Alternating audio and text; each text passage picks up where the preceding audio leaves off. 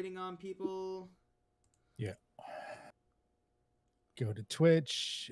It automatically went back to Games Done Quick because that's where it thinks I want to be. That's not correct. I don't know where the third flash is, but I hope you realize that today is Wednesday.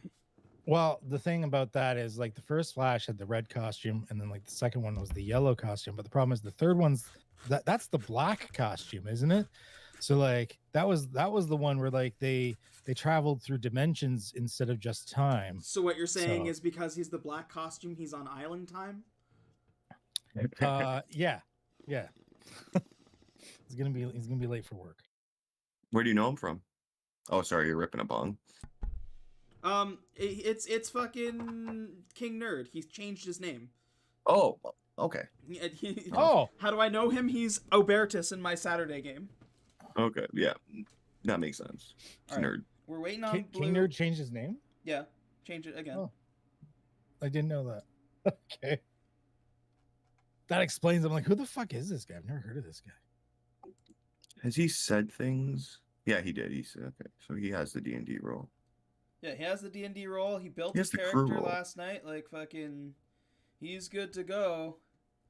We've got a whole fucking backstory built up, and, like, the start of the game is supposed to be, like, introducing his character. So, if he doesn't show up, then that's a big chunk of gameplay that I don't know what I'm going to do with it.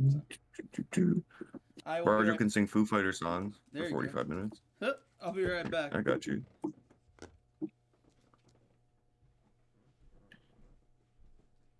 I'll sing Foo Fighter songs in my original voice from the Thursday night game. Yeah, you couldn't keep that up, though. Not with how much talking is in that campaign. No. You'd be fucking dead. Even with Varjo, halfway through the session, I usually ease up. And it's hard to get the volume right to get picked up by my mic, because it's a lot quieter than my actual voice. So...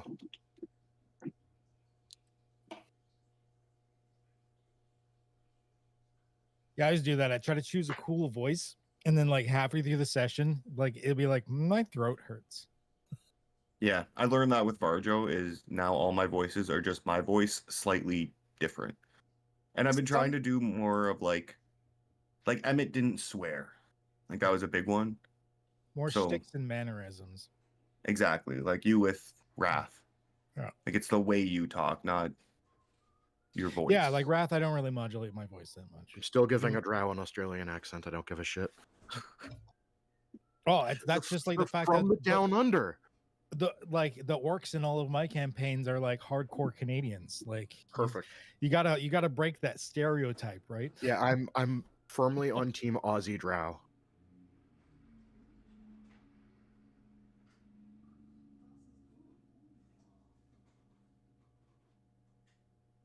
No, like the fucking Elmer Deepwater from Thursday. He was a wetlock, like a warlock who worships an ancient eldritch turtle that lives in the bottom of a pond. So I just had like a list of words about water, like moist, soaked, cascade. And I sprinkled those in. One of my backups for this campaign, and one of the ones I'm likely to play, we'll see if Wrath dies, is like a Valley Girl tiefling warlock whose patron is her dad, and she just like through like her dad just gives her power because she keeps whining for it. Huh. It's like Fig, but more annoying. Like, yeah, I can't even like do things. Daddy, you need to give me like some power.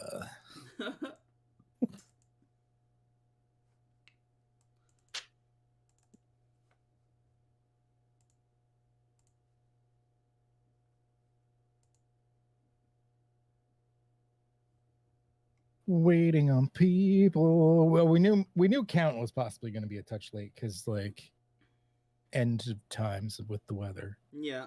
Yeah, what the fuck is going on out there, man? Stop snowing! Like, please. I slid through a red light. I was like, oh, I'll stop for this light. And I'm like, oh, I guess I'm not stopping for this light. Yeah, we've reached that part of Canadian winters where we're like, let's play a game. Guess where the road is? Is it a normal stop sign or is it just optional? Yeah, I just slid my ass home. Especially on the highways where you're like, you're following the previous person's tracks and you're like, I really hope he stayed on the highway the whole fucking time. Yeah. You the brrr. Yeah. Not quite. Not quite.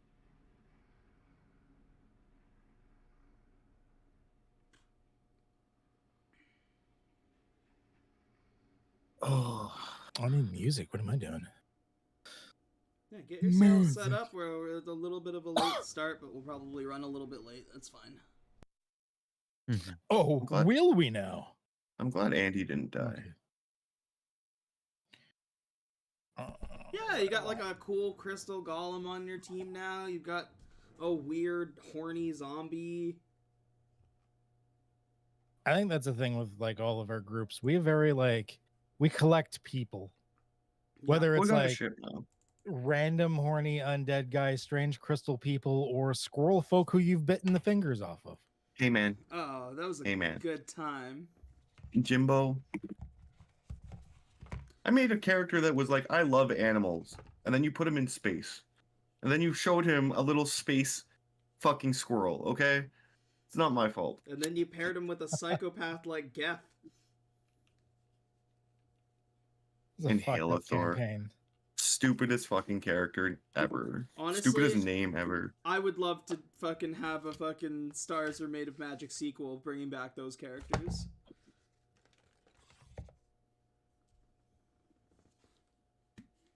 That was a campaign where me and fucking Triz Fiddies summoned like 47 owls.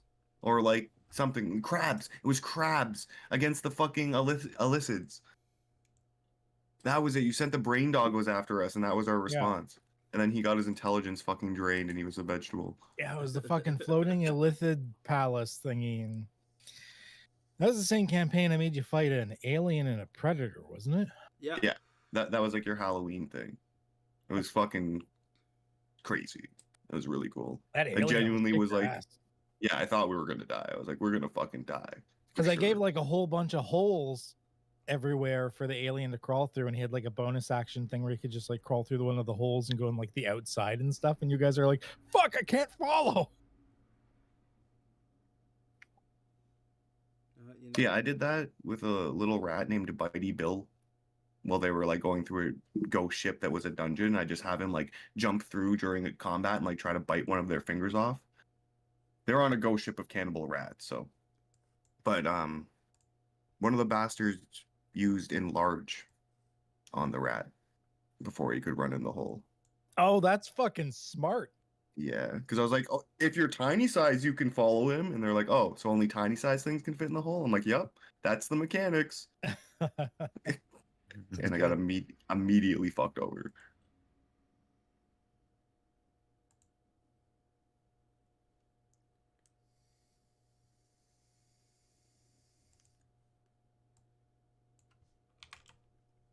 That's where in Cypher I'd be like, player or GM intrusion, fine. You enlarge the rat, but for some reason it takes to the magic really, really well. Now it's a giant rat.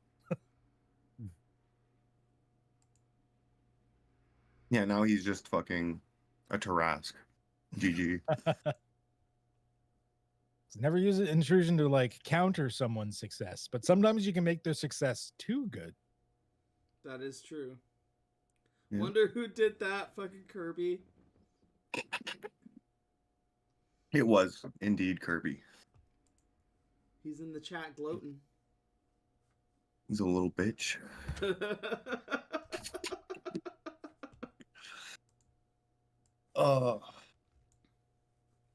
Yeah, we saved Andy, we saved Ardor, we saved fucking Oofta. We got back to the ship. The fucking prismatic abyss is just gone. Yeah. That's pretty cool. And then we're gonna go kill Corvo, I guess, is our plan. I think so. Because maybe Oofta's the god. And if he kills Corvo, then I don't fucking know, man. I don't know. I don't know which one of us is God. I feel like it's not one of the players, or if it is, it's going to be like a surprise. Like it's not going to be who we expect. The only person that has a hint right now is Blue. Roger will bet anybody. He's taking all bets.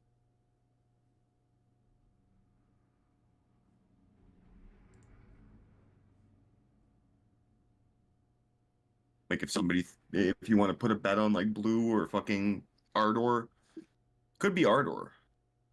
Because he didn't specify what kind of god. Right? Like it could be the god of anything. Doesn't make sense to be Jiro. Really don't think it's me.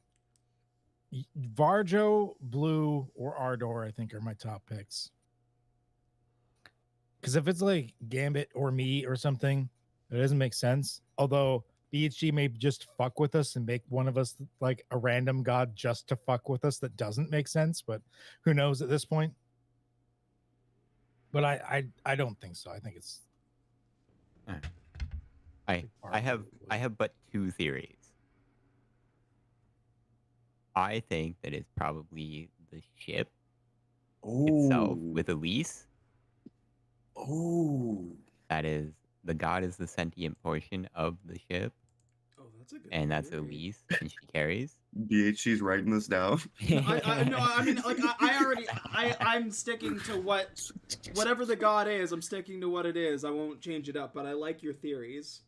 That's a crazy one. That's really cool. That is crazy. Now, What's the second one? As he starts typing, the second one.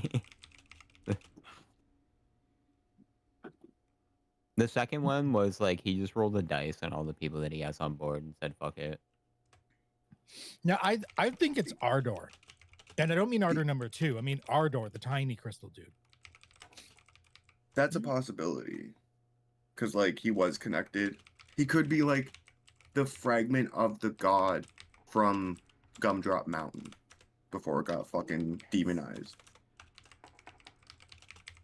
Like, kind of like the as above, so below of the god we basically just killed of the prismatic abyss.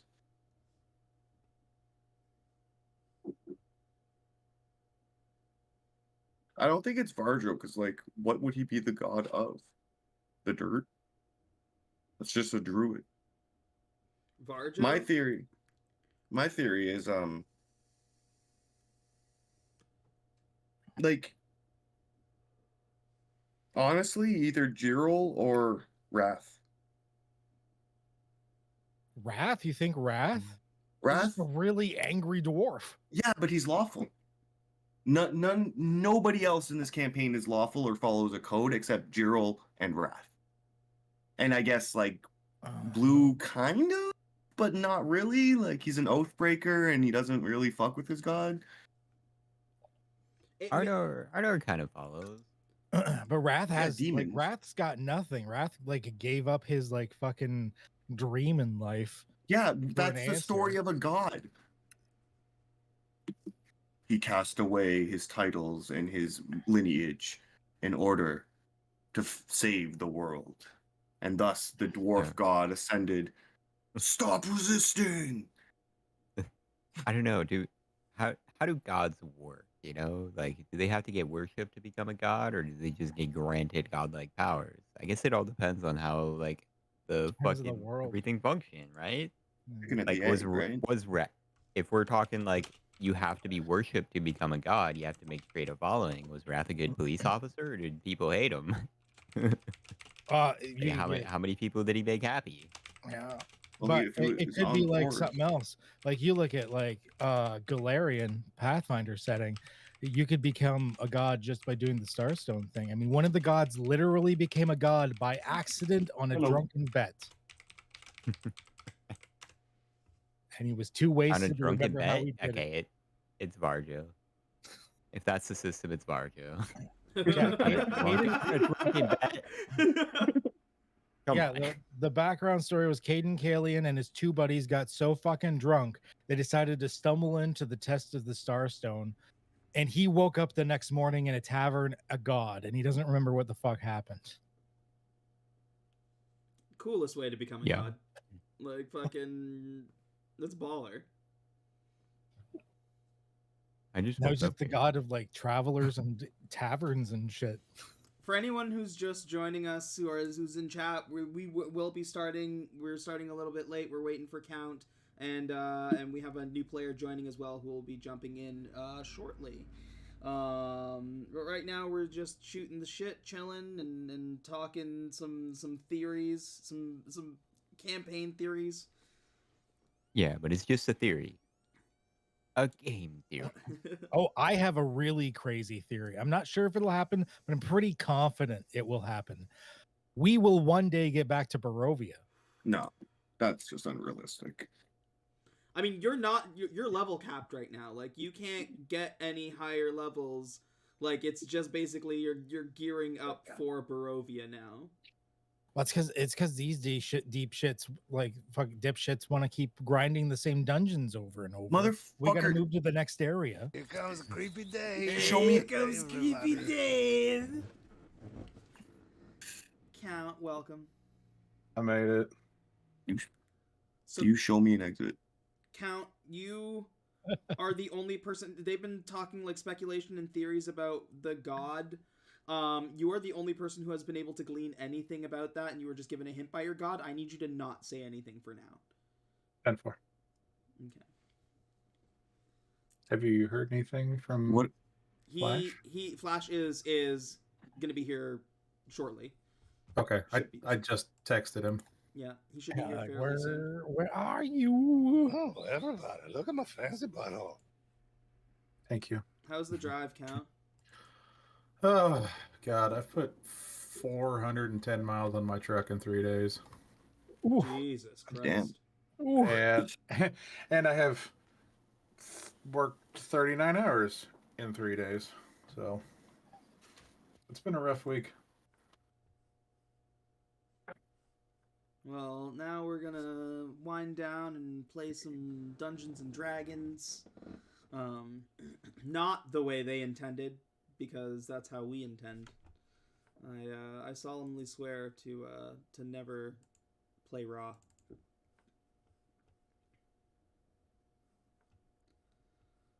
Beg it.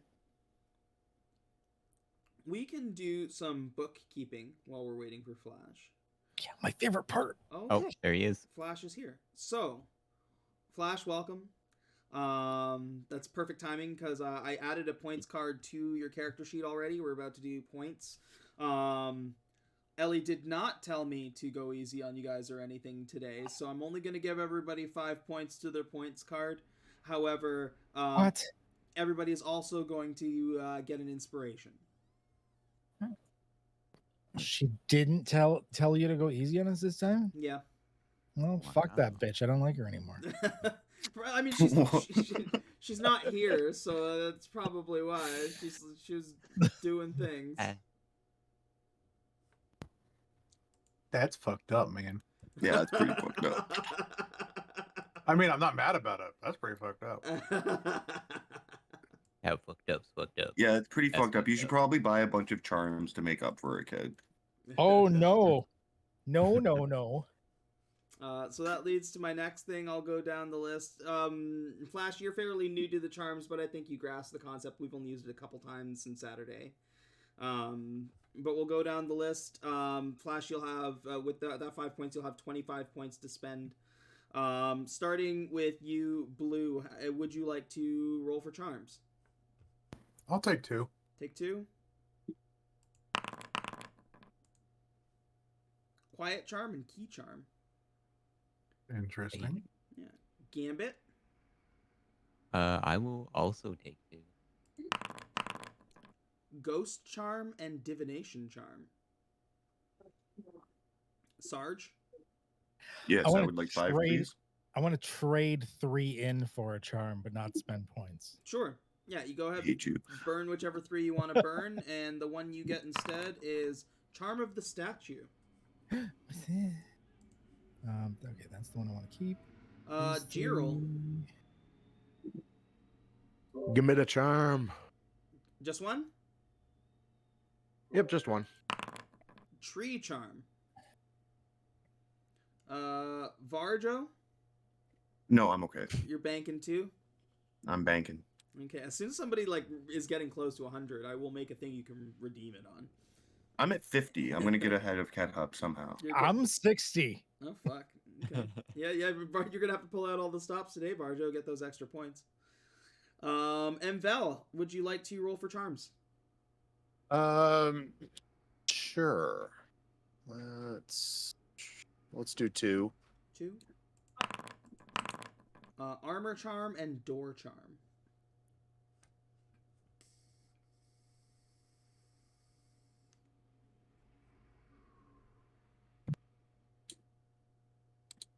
Those just I drag those into my inventory, yeah? That's right.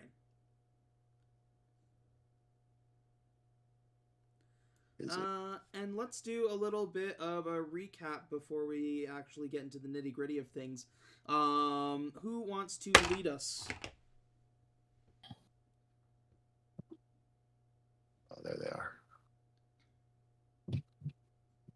I help like every week. I'm standing out. Then yeah, you know what? Blue, you arrived like technically last with the person who has been here last session. So you start us. Start us off. What do you remember from last session? We tried to figure out who a god was. I got a flash of him, like some semblance. Well, Shall not be named. Yeah, that was at the end of the session. What happened at the start of the session? Why you gotta pick on the old guy? I believe when we started off session, you were fighting the heart of the prismatic. Wasn't I late last week, or was that the week before? Yes, you were late. Was he Oh late yeah, last week? that's Yeah, true. yeah, because Yeah. Yeah, because I remember I got here and you're like, you critted. I'm like, what? No, that was Yeah. the week before. That was That was the week before. That was the week before. Last week you fought the dragon. We fought the dragons and thankfully no slimes. Yeah, no, you fought like the big like the heart of the prismatic abyss, like the big dragon, the one that had Yes, a name, the and Prismaxis. And Gerald got his weapon. Not Gerald. Varjo got his weapon. Yeah. Yeah, and I turned into a fucking crystal juggernaut, Which Yeah. is just insane. which is absolutely bonkers, and we beat the shit out of the dragon. And we had to run out of the prismatic abyss, and like 8 of us fucking went down over and over again. We kept having to get each other up while we ran out of this place. I Almost really died. didn't want to mention that part just because I was embarrassed at how many times we kept getting down. Like, The owls kind of came in clutch, though. Kind of. Then we left, and I think we just like talked about the staff and that secret, and then we decided to go hide for a little bit. We also discussed whether or not we should kill Uvor. Yeah, because you're trying to revive Uvor.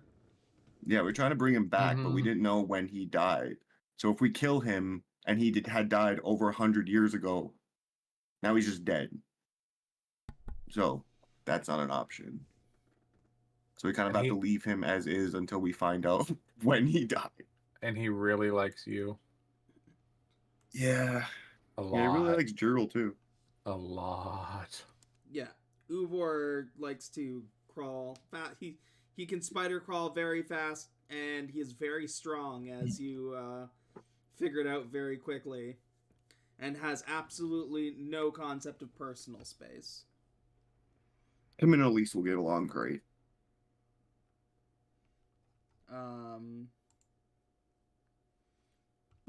Right at the end of the session, we're all also discussing the god that was that Varjo heard about, whispered in the prismatic abyss, which told him that a god was among him.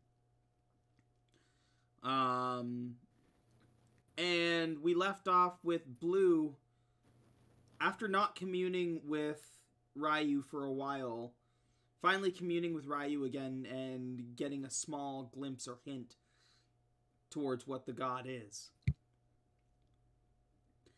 And as he gets that glimpse, we're actually going to rewind back. Vel. Yes. I need you, so set us up. What has happened and what is going on prior to you entering Hasseldama? Most recent events. Most recent events. My character, Vel, has recently finished a quest with a group of companions that he had ventured with for quite some time. They had defeated a Dark Lord that had, was prophesied to kill one of his companions. They also defeated a being that was referred to as the creature unnatural. It was a creature that had been designed for killing arcanists, mages, sorcerers, wizards, and the like. That had been around for many thousands of years. In completing that quest, his next step was to complete some personal quests of his own that he had promised to attend to once he and his friends had made it home and had gone their separate ways. His next step was to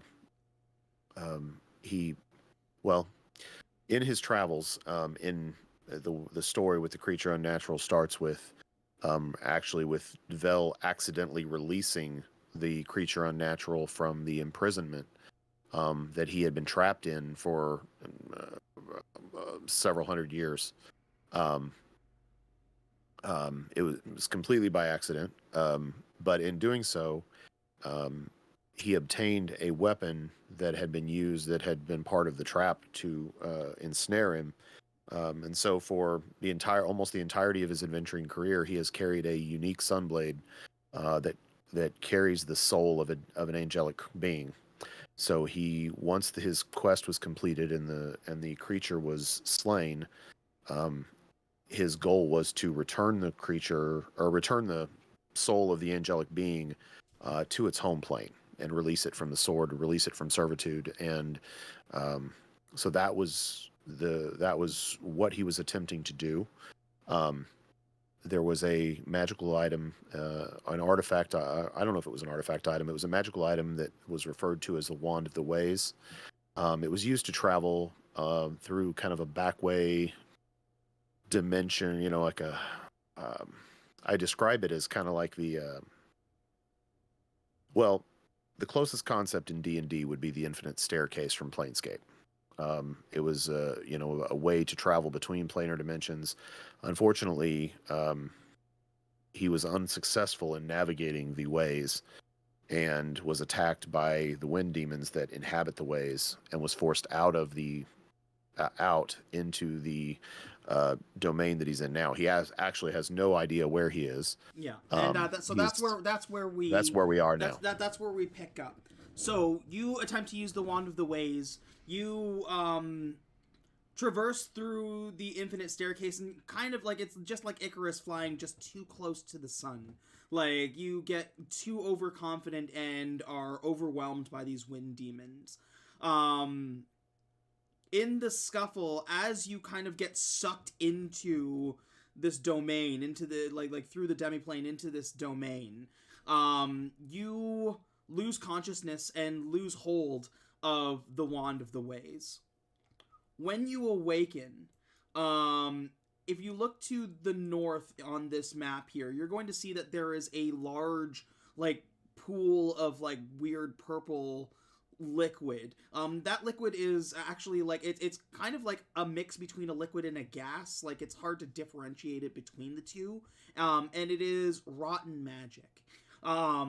When you first awaken in the Lost Kingdom, you awaken to these gross, tiny skeleton-like fairies that are covering you all over, and it seems like they are draining the magic from you.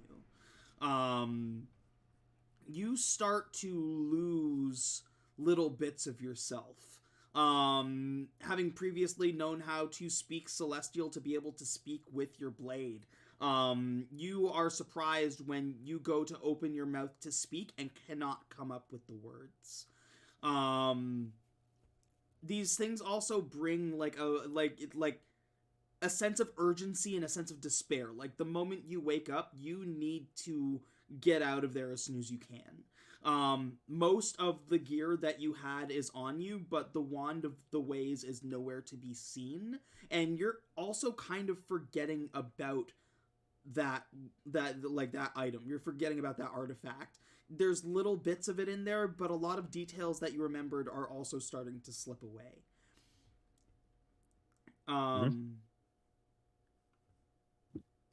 It doesn't take you much time as a seasoned soldier, or like as a seasoned adventurer, to find your bearings in this place. You come across very few living beings. You come across a dwarf with a machine. It's a strange cannon that he wields. Who is not hospitable at all. He curses you out, like directs you away from his towers. Does not give you entry and does not supply you any aid.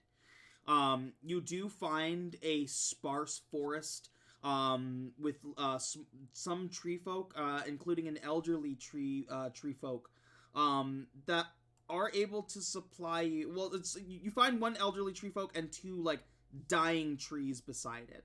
But they're able to supply you with a couple of berries or something to kind of sustain you for a little bit. But you find very quickly that there is a giant large lake of like huge snakes that you're able to kind of like off to the side kill these snakes as you lure them out and use and eat them for sustenance. And that's where you make camp. You don't hear any kind of you don't meet anything sentient for months. Until you start seeing, you hear like a rowdy, like explosions, and a rowdy, crew that you see on an airship that comes down from the sky, and makes regular trips to the central towers, visiting that dwarf over and over again.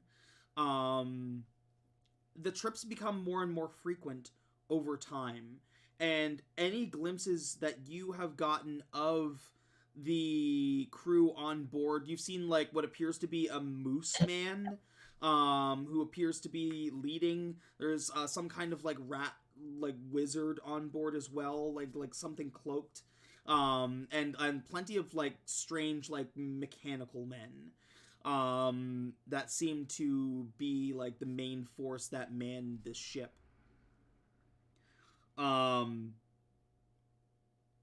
Thinking of like when you see this ship the first couple times, where is Vel at this point? Well, I'm assuming he's roaming the area near where he's made camp, where he's, made his home. So I'm going to guess in the southwest corner of the map here. Yeah, that little tent there. Mm-hmm. And so, I mean, he probably roams close to that area the majority of the day. Are the black spaces on the map, are those like void-like spaces? Yeah, or... yeah. And in fact, like in the northern part of the map where they're like just under the like face spot where there's just a big empty hole, there used to be the prismatic abyss. So at this point you would still see like this big crystal structure that looks almost like a giant spiderweb cavern made of just pure crystals, like rainbow crystals. Okay. I did see it, or I do like it was there, or it isn't. At the point where you are right now, it would still be there. Okay. Okay. So yeah, until I would encounter someone else that I have not already encountered here, I'm kind of being cautious in my surroundings, not knowing exactly where I am at the moment. Okay. The trips from this pirate crew get more and more frequent and then stop for a time. It's only maybe like a good couple weeks before you see the ship again, but there's no like usual like rowdy like explosions of them firing off the cannons. You don't hear the same rowdy crew, and instead you see that the tree has been changed so that there are vines covering the body of the tree. You see that, or the body of the airship, and you see that there is a tree growing out of the top of the ship. Okay. You see, but it's the same ship. It's the same ship, yeah, but it appears to be altered. And the crew that was on the ship is no longer the same crew. It does not appear to be. From what you can tell, from like the ship comes down, it does a flyabout of the area, and then you see it land near the tree folk that helped you the first time. Was that one Snowbeard, or what was that one's name? Snowbeard was the one up top, right? Mm-hmm. Snowbeard was the one up top. Ashroot. Yeah, so you would have talked with Ashroot a couple times. The other two tree folk, like his like sons, died off probably like a good month before the arrival, so you know that Ashroot is the only one left there. And has like almost like like dementia, like it does not remember you when you visit. No longer can bear any fruit whatsoever. Like it managed to give you the last couple fruit that they had to be able to grow. And like seems like on its last leg as well. You see that ship land. It is close enough that you're able to kind of scout, and you see that there are some different kind of figures than you first saw come down and speak with this tree folk, including a small looks like a short. I'll kind of let me do this instead. So the one that appears to be speaking the most to this tree folk is this short druid. It appears to maybe be a halfling.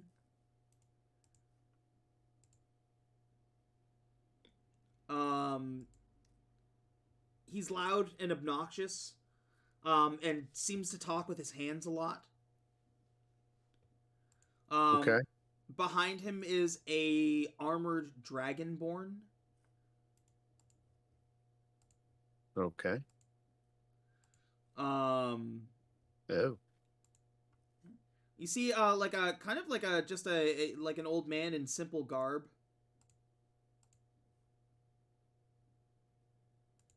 Okay. And a rather loud, like equally as loud as the halfling is this dwarf, that is also like yelling things in the background. Okay.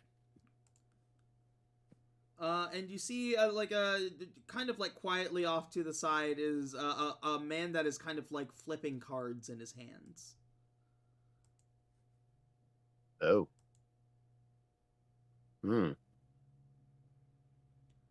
They talk with the tree for a little while, and then get back on the airship and fly back up into the sky. When you investigate, Ashroot is dead, but it doesn't seem like they didn't attack him or anything like that. He's just finally passed. Just passed on. You watch the ship fly up, and you see that it lands at the entrance of the prismatic abyss. you haven't had the time to go in yourself. You've seen like some creatures, like you've seen like a crystal dragon on the outside that crawls around, and you've heard horrific noises come from the inside. But having a steady food supply and not wanting to get yourself in too much trouble, you haven't ventured there yet. But with this airship coming and going and this crew seeming different, they seem like somebody that you might be able to communicate with, as opposed to the previous pirate ship where they didn't quite seem on the level. These guys, at the very least, you think they might be somebody you could have a conversation with. Okay. And so as the airship lands, what does Vel do? So this is like a second time that I've seen them come down. Yes. Okay. And where did you say they are landing at? Kind of the same area near the tree, or where they were last seen speaking to the tree, or no? So where the empty hole is now, there would have been like kind of like crystals that kind of like jutted down to the ground where the ship would have landed, so that some of the crew could go inside. And it looks like some of the crew entered into this crystal dungeon. they've entered into the crystal dungeon. Yes. Well, then, seems like an opportune time to go make introductions. Okay.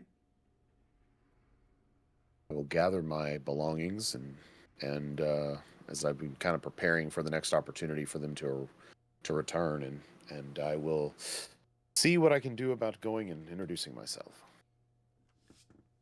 You go to the ship and you wait, and it seems like that there are other crew on the top side.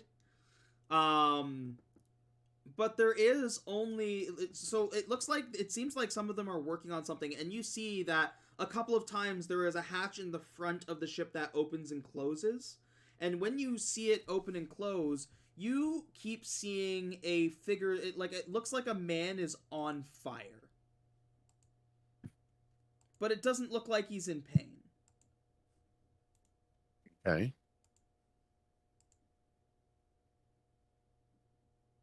I see. Interesting. Ardor, when you are in the in your bilge prison area of the ship there, what are you doing when you guys are testing the hatch to get it working? Are they doing that separately? Are you helping them, or are you doing your own research? I think Ardor is focused on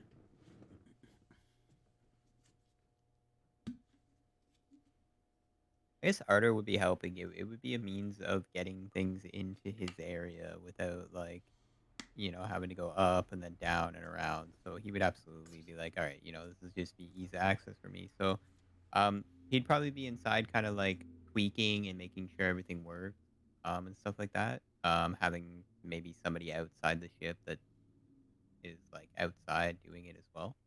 Okay.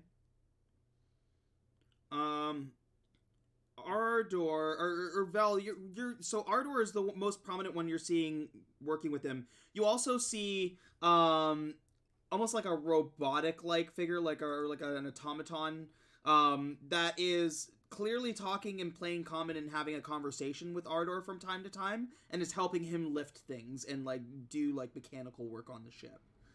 You see this hatch open and close, and you catch little glimpses as they're working on it. Is that the time that you approach? Yes, and I would announce myself.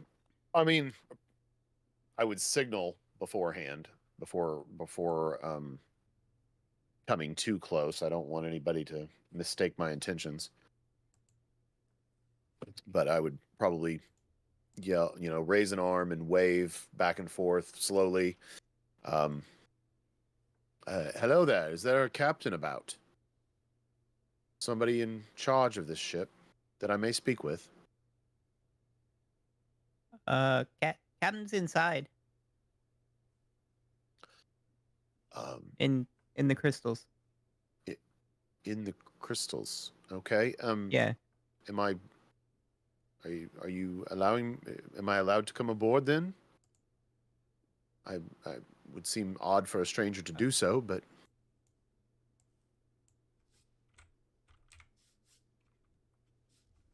I mean, is there any reason you're looking for the captain? well, I'm a traveler that's become lost in this.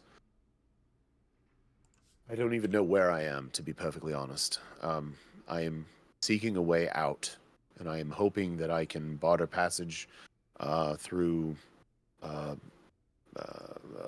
trade or through um, uh, the through whatever I can provide to the crew in whatever way.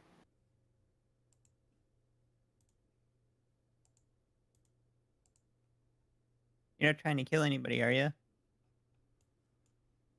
No, I'm trying to escape whatever this place is that I seem to be stuck in.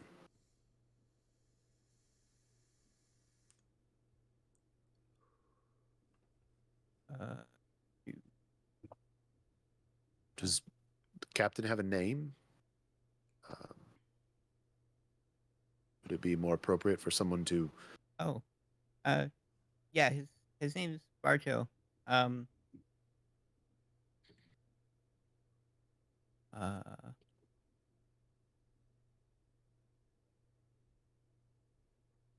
I'm going to send. I'm gonna like Ardo's gonna use sending to send a message to Barcho, and he's gonna be like, "Hey, there's a guy here to see you." You try to send the message and it doesn't go through. Doesn't go through. Yeah. Interesting.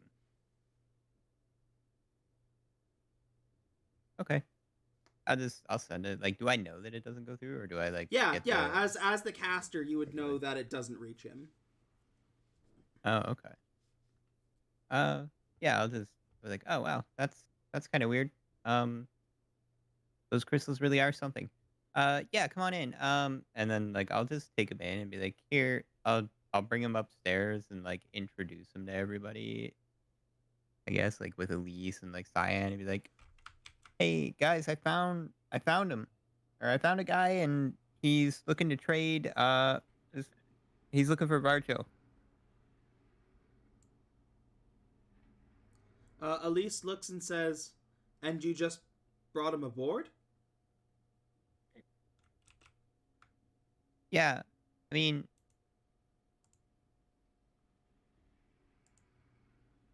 I don't think he's gonna do anything. I mean, I get that, Ardor, but I mean, I know that we just recruited like a big group of random people, but the captain didn't permit him to come aboard. Well, I mean, if you want to keep an eye on him, you can. Well, oh no, Ardor, you brought him here. He is your responsibility. Until the captain says something, he is yours to deal with. Okay. Just, like, scolds you like does like the mom point at you.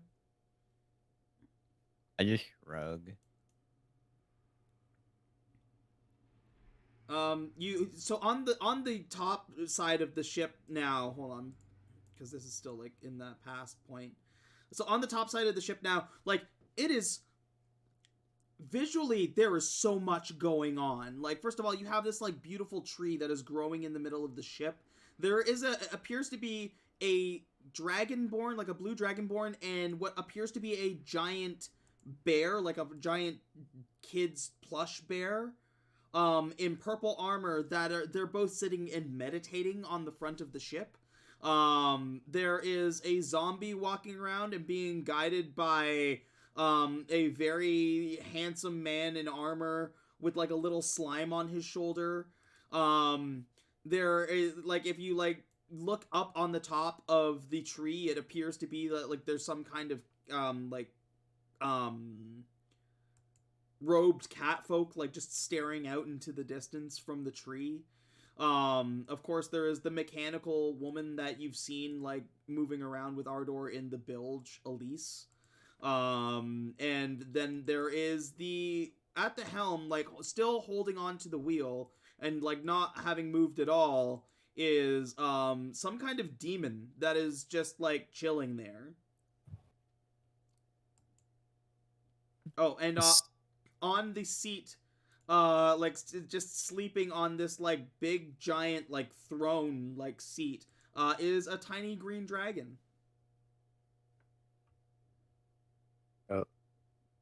Okay.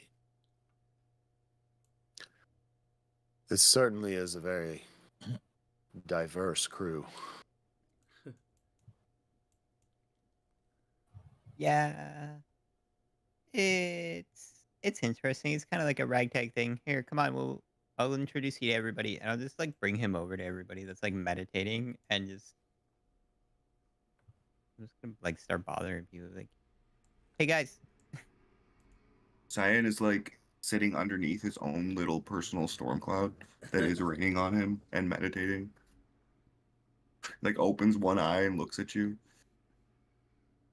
hey, this guy here says he wants to talk to Barto. He's willing to offer things for passage. So I just wanted everybody to, meet him. I didn't actually get your name. What's your name? My name? No. My name is Vel. My full name is Aravel Dilnayembrar, but you may call me Vel and Vel Deneb. My surname can be shortened to Deneb. It often is in my homeland. So Vel Deneb is fine. Sir Dewdrops breathes in deep and then like does like an exasperated sigh out, and he's like, Ardor, we're having our inner peace moment, right? I was almost there. Don't worry, Dewdrops. In Ryu's storm, we will find purpose. But this really does beg the question of, where did this man come from? I don't know. He was walking. Just out in the thing. He walked up to the ship and I have been marooned here in this place for a couple of months now. I have been staying near the snake-infested swamp nearby. There's a little hut there that I've been taking up residence in and looking for an opportunity to, first of all, figure out where I am, but most importantly, figure out how to get the heck out of here. did you learn a lot about the snakes that are there? Well, I ate several of them. They were... Oh, I don't think the captain's gonna like that. Magnum opus. You look over as Ardor ushers this like very handsome man over like to like start talking to these people, and you feel insulted that this man thinks he's more handsome than you are. All right, I'm gonna stick out my chest so high it's like at my nose. Okay. Well, I see you are unfamiliar with the company of Magnum Opus. I am, sir. It's okay. Very soon you will be exposed to my challenging, heroic, and handsome deeds. I look forward to it, sir. Yes, thank you. The zombie like follows behind Magnum Opus and like picks up the slime off his shoulder and like kind of like walks away to play with it. Interesting.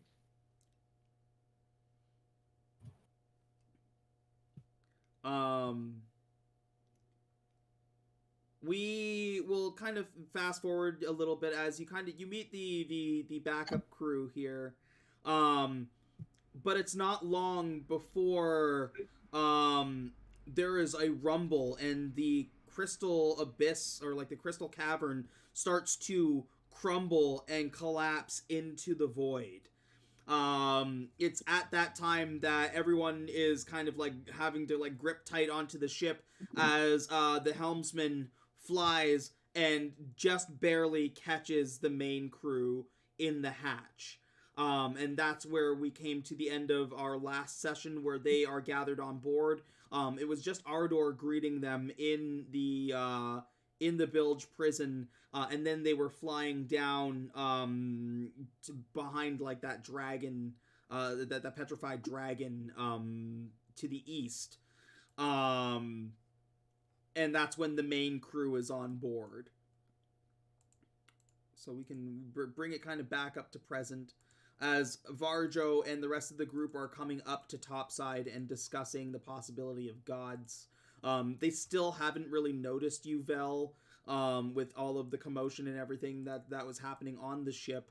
And as things start to settle, and Blue, the other Dragonborn, sits down by himself and starts to commune with his god. It is at that point, Varjo, that you notice this strange figure that you don't remember hiring is on the ship. You sure I didn't hire him? I think I might have. Did I? I mean, I will be making every intentional effort to stay out of the way of any operations on the ship, and make myself plainly seen by any and all, so that I am not appearing threatening at the moment. Did I hire you? Were you like, you're from the bar, right? Are you Zogril? I am. I apologize, sir. My name is Vel. I am a lost traveler in these lands. Whatever these lands are, I'm not even sure where I am at the moment. I arrived here by accident. I am seeking a way to escape. And I came to your ship in hopes that perhaps you can aid me in that, so that I may try to return home. Lou, did we hire this guy? No. I would be there, right? Oh yeah. I'm Like off a Zargar? meditating, remember? Yeah. Oh, you're off meditating. Oh. Moggy. Yeah, Give an Blue is like back here, like off doing his own thing. Mordecai, you see everything. Did we hire this guy? You're just gonna see this ghostly wisp just appear next to you. He's like, he came on the ship some time ago, so he's a new one. He doesn't seem to be very threatening, though. Yeah, but is he useful? That's my question. Well, that's to be determined by you, sir. I merely determine if they are threats or not. Yeah, do you want me to give him a pat down? No, like I just size you up. Like I look at your gear. Like what do you have like on your belt? Like your bag exposed. Like what does your weapon look like? So he's wearing a robe. The robe is white. It is gilded in gold. There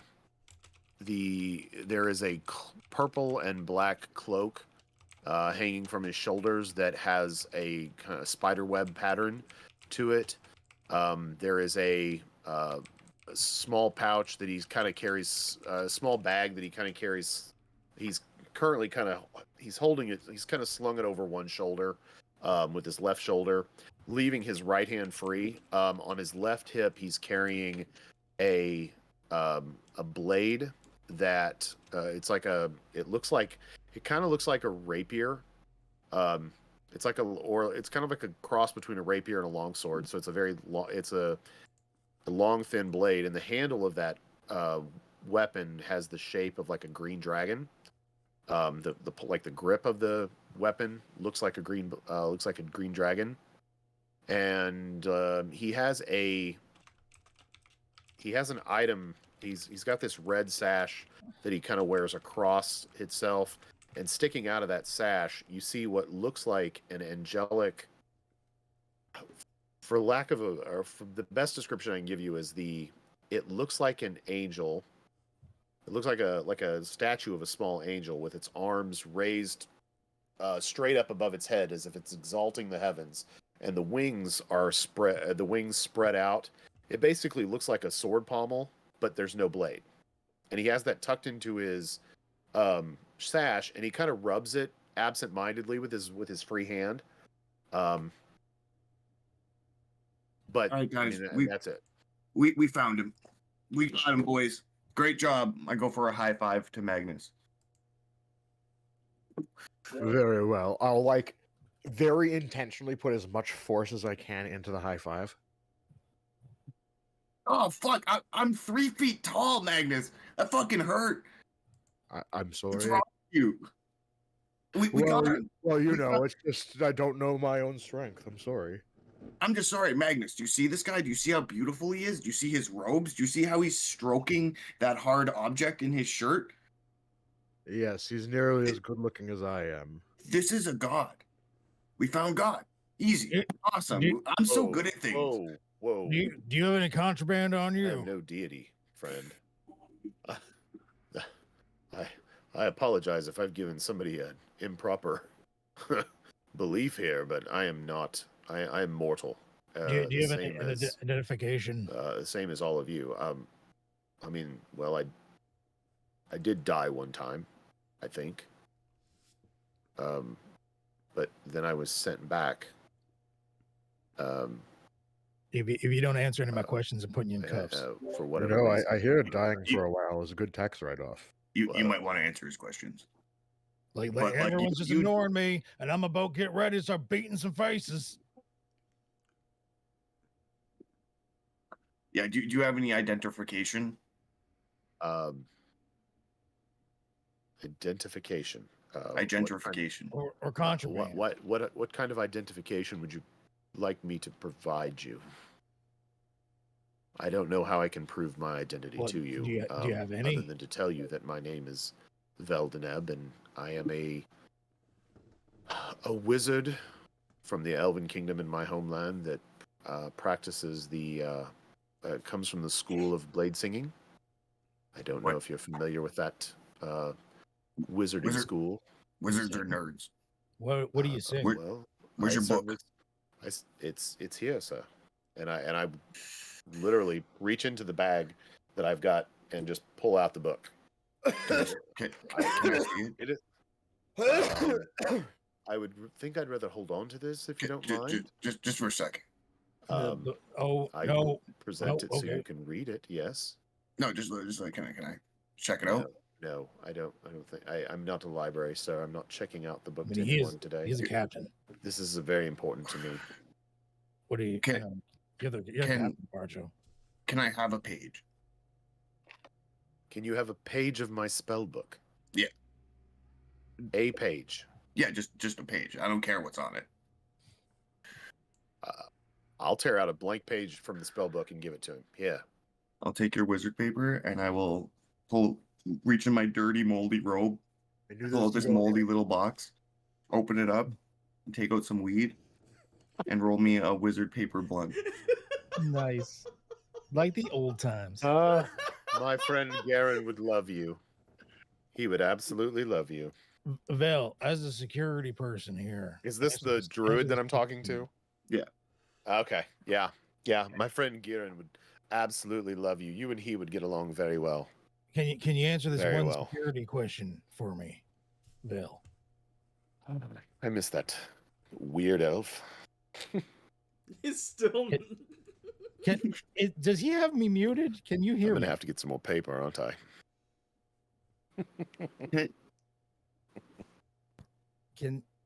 Flash, can you hear Ked? Oh, I can't. Hold on a second. Oh my god! You were doing a bit. I'm sorry, no. Can you hear me now? I can hear you now. Yes. I was like, He's been talking you to you. ignoring me.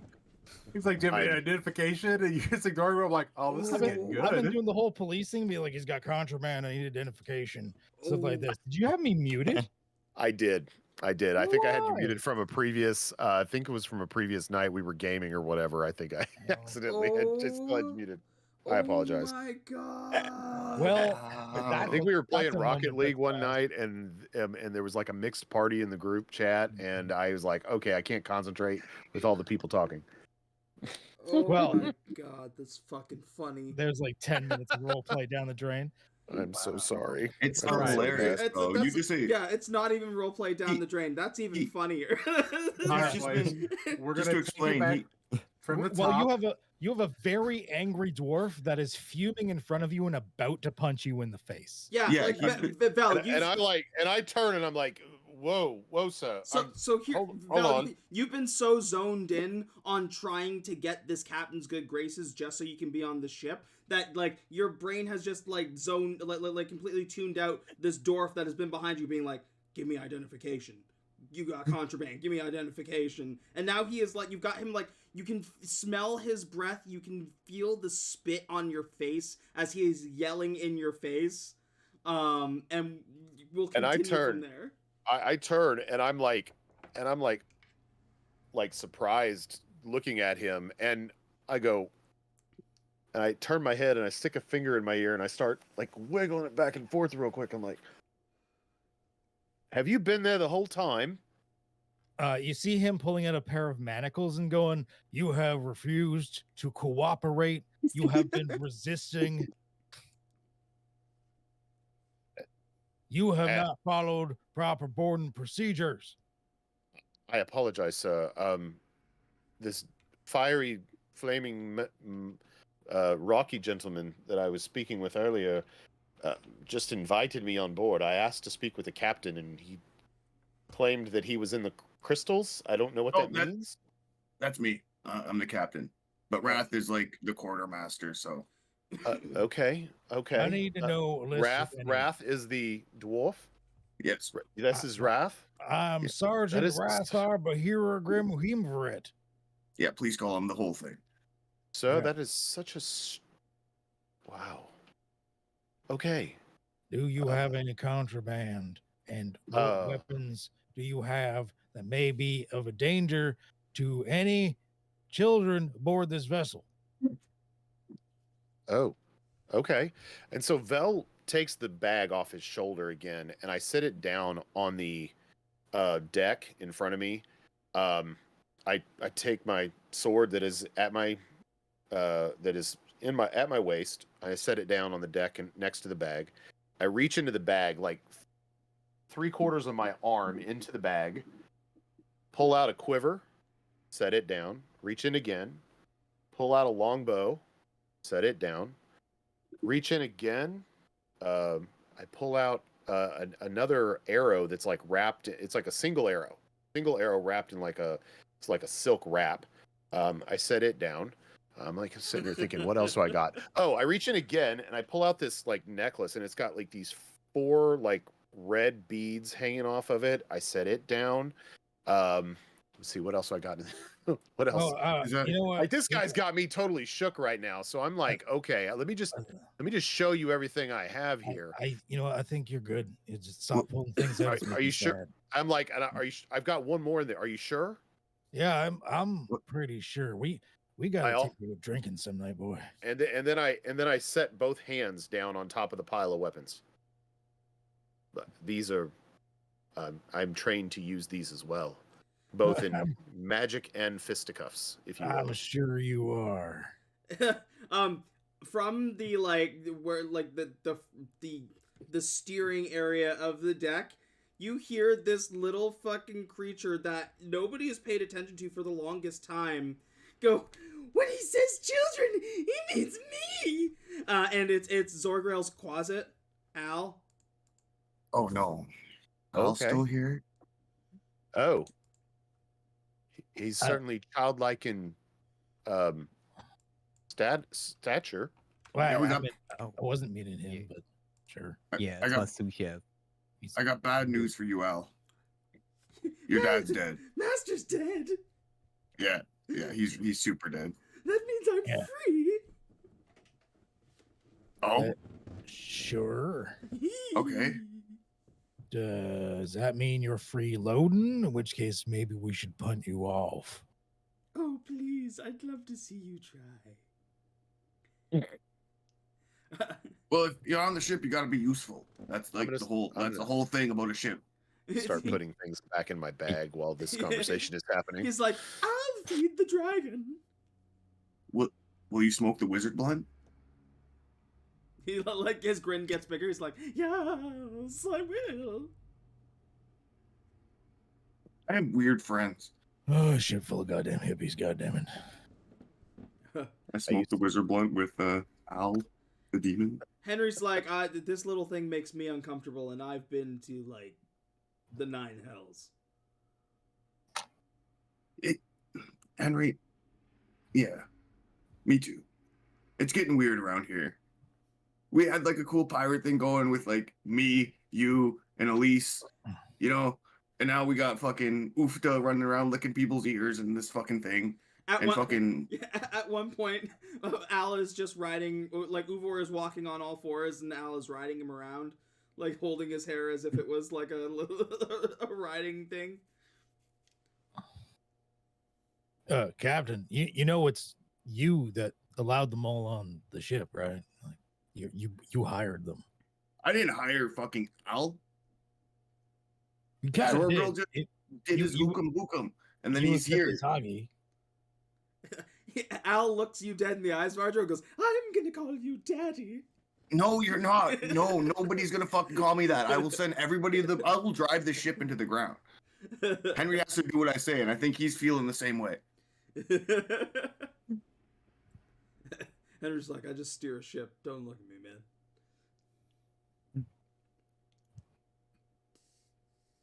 That's fucking weird. Anyway, Val, if you're a god, you legally have to tell me. I am not a god that I'm aware of. And on those words, Blue, you wake up from your communion. I'm just gonna walk up to everybody and see Vel, and I'm gonna look at Vardo. Who the fuck's that? Oh, that's Vel. He's not a god, apparently. He's weird about his weapons. I don't know if he's a priest or a wizard. He says he's a wizard, but he acts like Gerald. But he says he uses a sword. He makes no sense to me. I don't know what he is. Pretty sure he's got childhood trauma. He's a wizard. That's what he said. I think he's lying though because he has a sword. Did you do the old "let me see your book" trick? Yeah, yeah, I did. Oh, jeez. Yeah, he didn't really fall for it, but he gave me a page. Pretty cool. Well, I mean, as long as you didn't steal it from him. I mean, if I had to steal it, I'd take a 5th level. Those are like the best. You're heartless, you know that. The high, like the bigger the spell, the better it smokes. It's not my fault. Wizards are just nerds and they deserve to be bullied. It's not. I apologize for. Oh, I forgot you were right there, Vel. Yeah. Yeah. He's no filter on this one. Blue Al rides by you on fucking Uvor and says, "We're calling him Daddy now." No, we're not. Okay, what do we do to people on ships that we don't like? How do we kill them? Is it like a guillotine? Elise. Usually it's a plank walk. Plank walk. I like that. He'd fit in a cannon. Oh, can we shoot him out of a cannon? There's now, Daddy, you don't need to be so harsh on the kids. Blue, I swear to God, I punch you as hard as I can in the knee.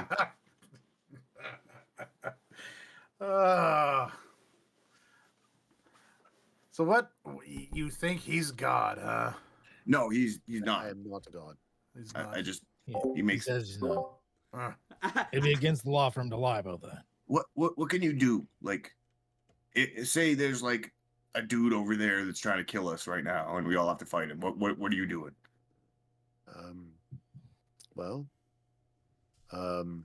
I can swing the sword. I can cast spells. I can punch him or kick him if you'd like. I'm really confused. How do you know how to use a sword and cast spells? Are you a wizard or not? Yeah. Yes, I am a wizard. Blade singing is an elven tradition that is not typically taught outside the elven lands. Oh, so you don't actually attack with the Sounds made sword. up. You just like sing and dance with the sword. Well, something like that, yes. So you're like a bard. I've been known to put on a performance every once in a while, but no, I think I get it. Usually ends in children, so I try not to do that too often. Are you gonna try to eat us? No. No. I don't eat sentient people. You are sentient people, yes? Yeah, like 90% of us. Like, have you ever met an elf before? Are there any elves here on this ship? I don't know if I Arjo noticed can it's a be very considered diverse sentient. crew. Barjo Well- gets like visibly sad. I'm not entirely sure what the zombie was before he turned. Oh. Well, those things happen. They do happen. Or zombies, I guess. We got two. Nah, we knew an elf. Me and Blue. Ah. Way back Okay. when. Yeah. Oh wait. Here. And I like reach into my moldy bag. And I pull out this like half bottle of wine. Here. A moldy bottle of wine, and you hand No, it it's to out of me? a moldy bag. The wine is Oh, fine. It might be a The little wine dusty. looks fine. Okay, and I'll hold it up. Does it have any writing on it? Is there anything indicating what it is? Like a vintage, anything like that? Or is it just liquid in a bottle? I think it would just be generic at this point. It's whatever I Okay, well, picked up. I'll. Is it a cork or cap? Cork for sure. Cork. Okay, well, I'll pull the cork and I'll smell it. What does it smell like? Is it grapes? Is it some other fermentation? Yeah, this would just be like shit I bought or got from the ship. So like pirate wine. I'll try a you swig. stick. I'll try a swig of it. You know. Do I need to make any kind of a save here? Wait, like Is it- random pirate wine you found on the ship? Yeah, just wine I would have, you know? What the fuck does that mean? I mean, it is I've been like Varjo. keeping wine on me since Eldrin's death. Since Barovia, yeah, you've got all Yeah. kinds of bottles of wine. I'm trying to figure out what one you're giving him. Just one I had on the ship, unlabeled. I don't know what the fuck it is. It was like I don't prison read. wine. It was made in the toilet or something. Okay, if it is random wine you found on the ship, then yes, I'm gonna need you to make a Constitution saving throw. Well, thankfully I'm resistant to damage, but I'll make the saving throw here real quick. Oh, Christ. Oh, that may not have been good. That's not great for you. No. Is That roll as a dex save? That's not a dex save. It's a con save. so your next attack roll ability score or ability score What ability the hell? your next attack roll ability check or saving throw is going to have disadvantage. As you feel like you drink this and feel instantly terrible. Oh wait, you rolled dex instead of con. Never mind. You're Yeah. fine. You're fine. Okay. It's still terrible. It's still awful, but you're not sick. Ugh. Ugh. Oh, that's disgusting. It's revolting. I take a big swig of it, and I pour It's- some out for Eldrin. It's thick. Like it's not even like a wine anymore. It's a syrup at this point. And as you like tip the bottle, it just like drips out like maple syrup onto the fucking deck. Okay, I might have something better than this. Jesus, That was a lot Varjo. older. I think there's a cockroach in there, actually. Uh, Okay, hold on. 1 second. I Are you rummage sure it was around through my bag. alcohol?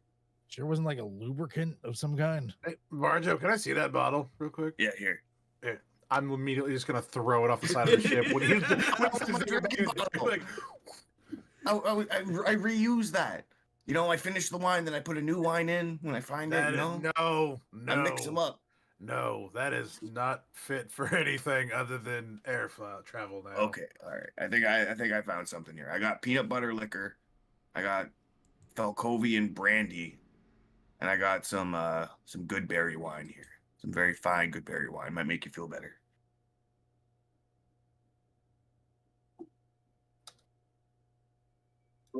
Gerald's gonna walk up, having come in from upstairs. You know, Varjo. It's the dank weed that makes people feel good. Yeah, well, I have this wizard blood going. Can I have it? Yeah, I don't know if he's a wizard though. Of course. Hell yeah! I'm going to chief that blunt for a bit. Yeah. Anywho, if you're part of the crew now, I should let you know we're about to go kill a dwarf dude because he lied to us once. Yeah. Oh yeah, you're part of the crew. You don't bite, do you? Bite? It's No, it's been a problem in the past. I don't bite. No. Thank God. Oh, you haven't met the entire crew yet. And I coax little Ardor out on my shoulder, and I hold my hand out and just like he walks in my hand, and I just hold him out for him. This is little Ardor. We like him better than the flaming one. Yeah. What is little Ardor? Little Ardor is like a tiny like crystal golem with a umbrella that it can change into a sword. Wearing gloves of ogre power. Ogre strength. Yeah, that was a Like, mistake. yeah. Hold on. Let's show off little Ardor here. Let me get his picture going.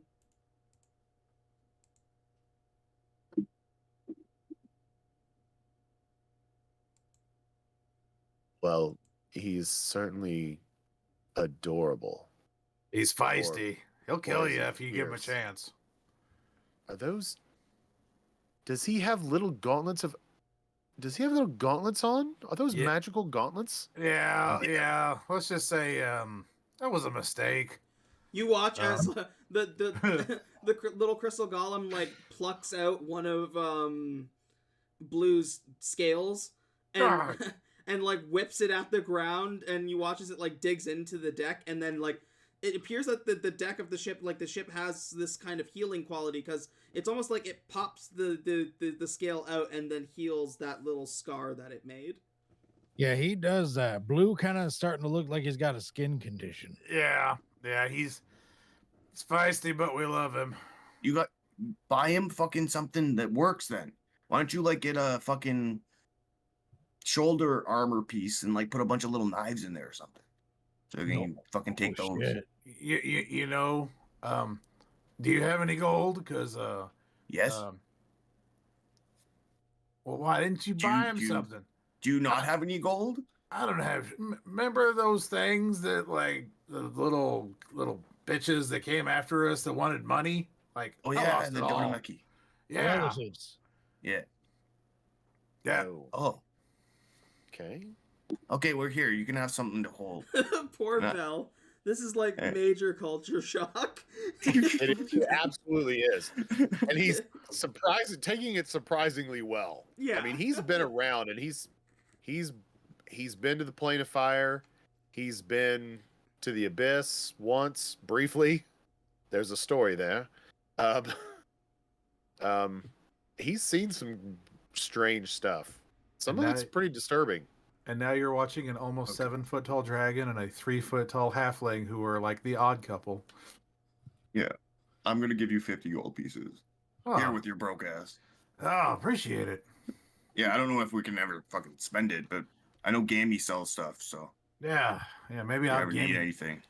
What do you think, Ardor? Have Gammy get you a little knife set so you can just huck knives off my shoulder? Ardor turns to Gambit, or like a little Ardor turns to Gambit and flips him off. Okay. We've talked about being rude. I understand, but that was rude. We flip off other Ardor, remember? It turns to Ardor and flips him off too. There's my boy. There's my boy. I think we should probably introduce you to the people, and then I'll tell you what the fuck's going on here. Okay. Yeah, we have a newcomer. So what do you get everybody into like a little sharing circle? Well, yes, and I ask for a couple more wizard papers. Now that I know what he's doing with it, I have some additional paper in the bag. No, it can't be normal paper. It needs to be magical wizard nerd paper. The paper is not magical until it has a spell on it, and there's no way I'm tearing out a page that has a spell on it. Then why is it more expensive? It's magical paper. You're crazy. Maybe. You can't write spells on normal paper. This man. See, Ardor tells me things, I listen. Oh my.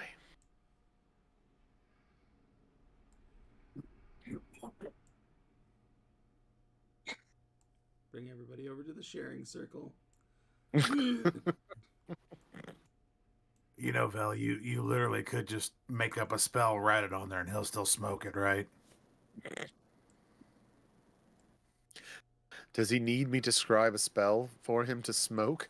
If it looks like a spell, he'll think it tastes better. I don't know. It's weird. It's better if it's a spell. And like if you spend like 9 hours writing a spell on one page and I get to smoke that, that's like the top of the top. What happens if the spell goes off when he smokes it, though? Kind of like an exploding cigar? Probably say it's a lesson learned. Uvor looks over, and like this is the first time Uvor's talked for a while, as he was being a horse for fucking Al. He's now like sitting crisscross applesauce like beside Wrath, and like has Al like sitting in his lap. He's like, "That's a genius idea. You should market that." Exploding wizard blunts? Exploding wizard blunts? No, well, yeah, kind of, but like, I've seen you smoke a couple of those things, but what if you could cast spells from them? That's cool. That's really cool. He just lights it up and a fireball comes flying out of the end of it. That'd be cool as long as it doesn't like blow me up. Vel, you watch as this like fucking zombie dwarf turns its head all the way around, so like the back of its head is facing you now, as it looks to the Elise and Henry still over by the helm, and goes, "Don't you think that's a good idea?"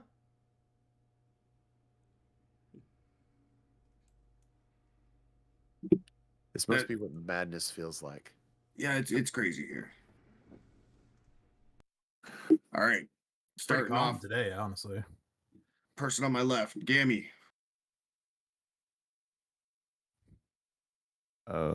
Yeah. What can I do for you?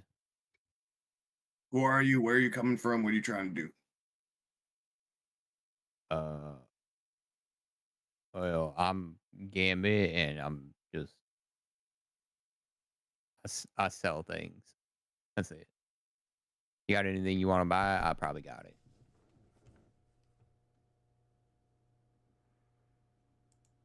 Okay. Yeah, it's really it. I'm just here because like they got a ship. They can move me around. I can sell things.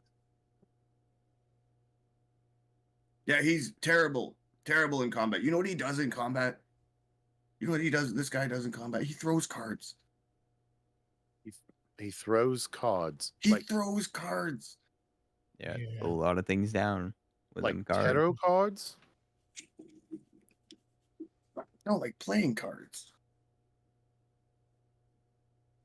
Things you use to gamble. I don't know. Yeah. You're great, Gammy. We love you. All right, Wrath. I know, baby. I know. What? Who are you? Where are you coming from? What do you do? You know who I am. You just said my name. Yeah, but there's people here that don't. Like, have you met Magnus Opus? Yeah, in that bar. Oh. Didn't we meet you in the cave, Wrath? No. You I can't met keep me track out. anymore. You met me like in that town outside of the bar. Then we went to a bar. Oh, that's right. We was all in- gathered around in the circle to Yeah. introduce ourselves to our new member, Al, the demon that got left behind by Zoggy. Oh, okay. Well, creepy little demon fella. I'm Sergeant Rathar Bahira Grimhimverit, and I was a something. I forget. I was something back home. I don't remember what, but yeah. Anywho, yeah, I come from a little dwarven area just outside of Karamikos. But I don't remember what I did there now in full. But anywho, I'm trying to find my way back there. That's what I do, and I'm enact justice. Justice. And he doesn't like when people resist. So when you were ignoring him earlier, that was pretty fucked up. Yeah, if I start screaming, "Stop resisting," that means you just lay down and accept the beatings. Jesus. Barjo nods. I'll remember that. Yeah. You met Uvor. He liked your idea. Al, the demon, is all who we're introducing ourselves to. Blue, introduce Yo. yourself. Yes, my name is Blue, and I am Varjo's. Well, I wouldn't say better half, but I'm his other half, I guess. We've been traveling together for. Oh my God, I can't even remember the years. Worst half. Shut up. But yeah, we've lost a lot of companions along the way, so I'm sorry to hear that. Well, I am not unfamiliar with that happening. I watched my cousin die in front of me as the creature unnatural grasped her head and twisted sharply. Are you the creature unnatural? Is that the twist? No, sir. I don't think there's a twist to that, Varjo. No, I'm pretty sure he just watched his cousin die. Yes, that's did you do it? No, she was a pain in the ass at times, and she was That's only motive. a half elf, but she was my family, and Racial motive. I had come to enjoy her company very much. I hope one day to meet her again and apologize for not saving her.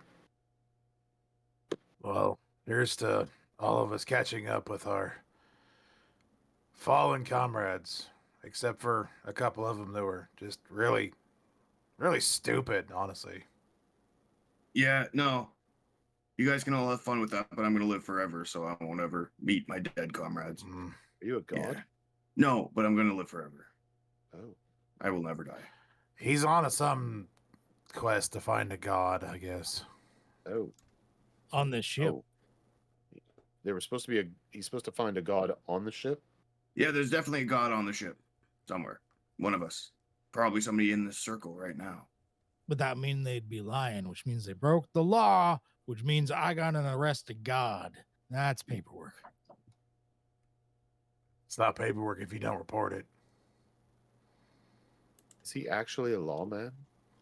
Yeah. Oh. Yeah, like this is my ship, and he kind of makes the law because yeah. I see. Okay. I think we're writing it down somewhere, right, Wrath? We've been writing these laws down. Yeah. Yeah. All right. Next person, Dewdrops. Dewdrops looks and says, Archibald Dewdrops. My once mortal enemy became my best friend, and then he died, and I'm still dealing with it. I'm sorry. It's just, you're a giant teddy bear, and everything you say, just no matter how dire it is, comes out kind of funny. Dewdrops gets up and walks away. Look at him waddle. Is he like a golem, like an animated? He won't tell us. He won't tell us. He eats and he drinks, but he puked up fluff. Like I've seen him eat and drink, but I've never seen him shit, and he won't answer that question. So I don't know if he's just like faking. I don't know. Okay. Okay then. If you ever see him shit, let me know. Oh my god. I would be weirded out if he looked like the stuffed teddy bear I once purchased for a lady. I mean, it'd be so weird. Makes sense. Oh, Captain, we got a prime activity here then. Al has nothing to do. Al, we need you to monitor everyone's shits very carefully. What? Yeah, you're the shit deputy. Al just salutes and says, "Yes, sir." I want you to get a book and write down when everybody. I can't finish it. Oh god. He's gonna have fun if Varjo cooks tonight. There you go, Captain. I solve problems. Yeah, maybe we'll find something else for him to do. I don't know about the shit deputy thing. Okay, Gerald, introduce yourself. Shit's Captain. No. Hello, I'm Gerald the Warm. I like to party. I'm a cleric of Ilmater, and I'm here to kill Strahd. Strahd? What? He's a vampire cuckold. Yeah, we'll go over that after introductions. Oh my god. But that sums it up pretty well. A vampire cuckold? Yeah. Yeah, he got cock-tired. It was pretty funny. Yeah. I only know one of those words. Vampire or cuckold? I'm still trying to figure out what vampire means. It's not even like it was a kink or nothing. He was like actually hurt, dude. Pretty fucked up. Yeah, I'll let you know now. If you're getting on this boat to try and get a ride home like I am, they're making us like kill this Strahd cuckold first. Anywhere is better than here at the moment, I would say. I'd agree. Yeah. How bad can this like Strahd domain, whatever the hell it's called, be? You'll That's fair. find out hopefully soon enough. And Cyan. Well, my name's Cyan. I'm Blue's brother. I was sent here by the god Ryu to help him complete his quest, because apparently my quest is to help him do his quest. And so I've just kind of been meditating, waiting for him to actually do something to connect with his god. Because, as you can see, he's kind of, looks over, boisterous.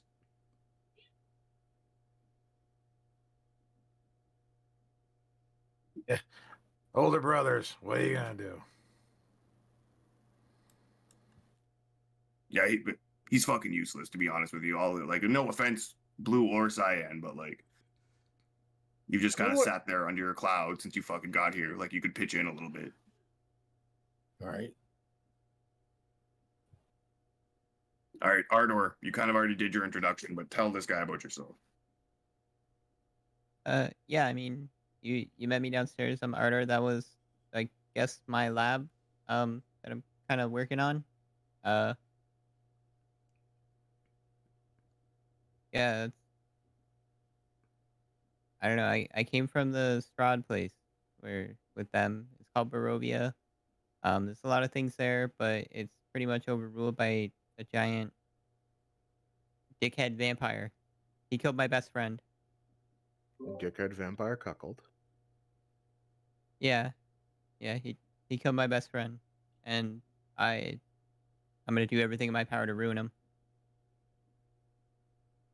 Okay.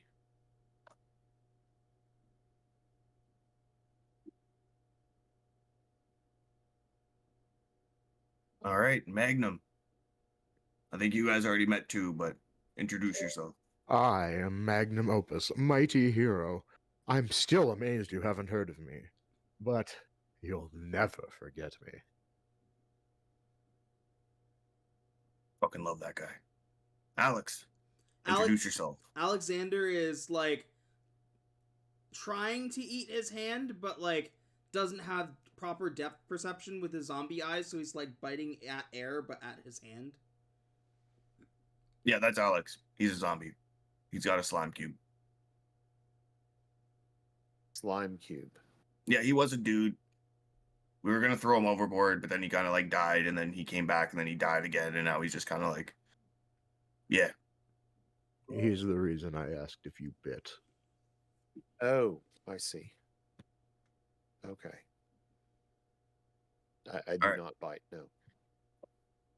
Yeah, he bit Gerald day one. That was pretty fucking crazy. Before he was even a zombie. Not a zombie. Wait, he was a vampire first. What was he? Not, Because he said he wasn't really a vampire. not a vampire. He's saying like as he's still trying to bite his hand, he's like not a zombie, not a vampire. Vampire adjacent, not vampire. I don't fucking know. He was some kind of not alive thing. It was a dick. He was an asshole. He was an asshole. And then Mori. Moro. I don't have a nickname for you yet. I'm just here because you promised to pay me coins to keep you safe and the other crew safe. Yeah, when are you gonna do that? Well, when you actually listen to me and don't get yourself in situations that require immediate retreat. Oh no, we kicked the shit out of that mountain. We killed that whole mountain. We just had to get out before it collapsed. Like we killed the mountain. I do believe you told me to stay back on the ship. Well, yeah, because you're like a good lookout, I guess. So how would I save you if I'm watching the ship? Have I paid you? You promised many gold pieces. Okay, I will give you many gold pieces at one point. Wait, we can get paid? Yeah, everybody's gonna get paid eventually. Uvor is looking at you very angrily, Varjo. What'd I do? It's like you skipped me. You introduce okay. Please, Uvor, introduce yourself. Like rights his head back. He's like, "My name is Uvor. I like long walks on the beach and killing Corvo." Okay. I only knew one of those things about you. Let me guess, it was the long walks? Yeah, no, I had no idea about the long walks. I didn't. Yeah. When are Do we dwarves going- have beaches? When are we going to kill Corvo? Soon.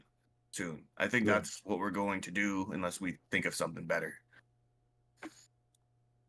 Allow me to introduce myself, though. I'm the captain of this ship. Ship's name, the Sky Dancer. My first mate over there, Elise, is like a construct whose consciousness shares with the ship. Helmsman Henry used to be chained. He is unchained, but he still helms for me. I'm Captain Varjo Moondancer, the not dead, king of the wolves, dragon rider, father of snakes, forest wanderer, holder of sticks, master of stealth, vineyard arsonist, above the gods, sleeps with Ardor, sun slayer, chicken tender, seeker of unguents, speaker for worms, slicer flipper, stone dancer, dirtomancer, Kisser of old ladies. warrior of Fluffmellow Forest, king of Valhalla. King. Just don't stop him until he's done. Knowledge negotiator extraordinaire, patriarch of the Stone Chickens, keeper of the Rainbow Secret, sleeps with Ardor, sister lover, child eater, right hand of Gallant.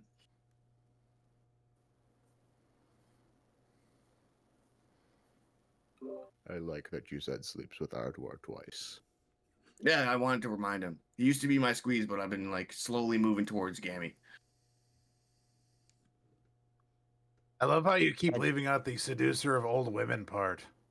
No, Yeah, I said child didn't- eater. Didn't you kiss an old woman? That's part of child eater. No, those are two different things. No, because Only she she- fed me children. Only if she spat it back in your mouth. Little baby bird action. No, that child eater covers that. And I know I've Covers the asked whole this incident. before, but you like don't eat children anymore, right? No. No, I just got tricked into eating children, and then I didn't even want to eat them after, except the ones that were already dead. Oh, you got tricked into it. Well, that's fine. I've been tricked into all sorts of shit. Yeah. What I would do for a dream pie right now. No, you wouldn't. Yeah. I like But- pies. So, what we're doing is a long, convoluted story. I'm going to try to give you the bullet points here. We all come from our respective lands. Oh, I guess all of those fucking people are dead. Me and Blue come from our respective lands. We came on a boat, zombie boat, Zombie boat. and somehow came to Barovia. We washed up on the beach. We saw a dwarf fall from the sky, butt ass naked. We got attacked by wolves. We got attacked by fucking zombies that could climb trees, apparently. I'm getting into too much detail. Anyway, there's a guy Strahd, and he like controlled that whole place, and he could like show up wherever he wants. We met like a resistance, and we were working towards fucking his shit up. We encountered some druids who were evil. They were the faithless. There's a whole backstory to it, but evil druids. We were This is fucking with getting them. long, Varjo. Is there a TDRL? No, kind of. I'm trying to be quick. Anyway, we were fucking up Strahd by fucking up these druids because they worked for him, right? And then we were gonna get clapped. Like we were all almost dead. That's when our boy, the legendary Podley, God rest his soul, saved all of us with his golden ticket to here. Where we are right now is called Hasseldama. And I'm not really sure what the fuck this place is about. There's like a big war with like 8 different fractions, and they're all scrapping each other. I don't know the state of it. And then, while we were pretty much trying to find a way out of this place and not get involved with things, Ardor over there, all on his lonesome, opened up a demon portal and unleashed demons that not only are going to destroy this universe, but all of the universes. Like every single one of them. They're going to move through each one. So even if we leave here, then they're going to find us and destroy everything. So we got to stop them. Okay. Demons I can handle. Yeah, there's like a fuck ton of demons up above. Ironically enough, I also have experience with evil druids. Yeah, fuck those guys. Mine were undead druids, though. It's even They were worse. trying to bring blight to the forests of my homeland, actually. It was a long time ago. Never had issues with druids before. Wizards are usually dicks. I generally distrust wizards, but druids I don't normally have an issue with. Yeah, okay. So see, there's these 3 gods called the Sisters, right? And the Barovian people, they worship the Bardo just starts going on like a big stoner rant about the Sisters in Barovia. Okay. And then there was a schism. And half of the druids worked for Strahd and half of them fought against them, but the half that fought against him kind of got killed. And created the group of druids known as the Faithless, who like destroy nature to gain power. That's a long time ago, though. Now, we are trying to find a way to kill all of these demons or stop these demons from leaving Hasseldama. We're not entirely sure how to do that. There's a god on the boat. What was that? You're trying to stop them from leaving Hasseldam. Yeah, we're trying to like contain it or get them or kill them. We're trying to stop them from destroying all of the multiverses. We're trying to save all of everything. Okay. So, whatever your motivation was, you know, everything's going to be fucking destroyed, so we got to stop these demons. But you are intending to leave this place at some point, yes? Yeah, well, right when we're done with this, we want to go back to Barovia and beat the shit out of Strahd. And that's kind of the deal. You got to come help me kick the shit out of this guy. So if I come to Barovia and help you kick the shit out of this guy, which one, is that the Strahd guy or a different guy? Yeah. Well, there's a Strahd couple guys, but yeah, There's a couple of him guys. mostly. Mostly him. If I help you do this, you will help me find my way home. Or at least somewhere where I can try to find my way home. Preferably out of whatever this... You said it's called Hasseldama. Hasseldama, is that a world? Yeah, that's like this whole place. And right now we're in like lower Hasseldama. There's like floating islands up above. I see. Yeah. And we're at like the bottom part now with all this crazy shit. And we're trying to fucking find a way to fuck up these demons. And I guess we found the secret is fucking one of us, somebody here is a god, and kill Corvo. That's what we got. In the meantime, we're going to go kill Corvo, and at some point, the captain wants to go fuck some snakes. Yeah, that's optional. We could check out Snake Basin, you know? Snake And basin. I gotta introduce you to my There's no boy snakes here. there. And I lift up my moldy hat, and like my hair is all tufted and crazy, and there's like sticks and stuff in it. And resting in the sticks is this large moth with like these yellow eyes. Blue, That's Marv. A flash comes to you as you remember your communion. You're gonna see Blue drop to both of his knees. Varjo, What? when I communed with Ryu earlier, I didn't get any words from him. I merely got a small vision. And I'm just gonna like point toward Marv and be like, it's him. What? The fly? My The vision moth. was of a moth.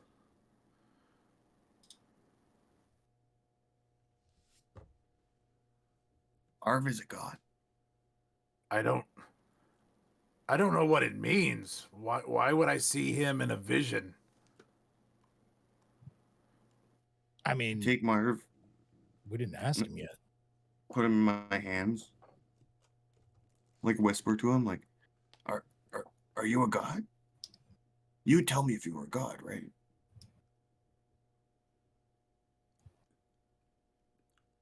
Marv is usually pretty quiet, so Marv doesn't say anything.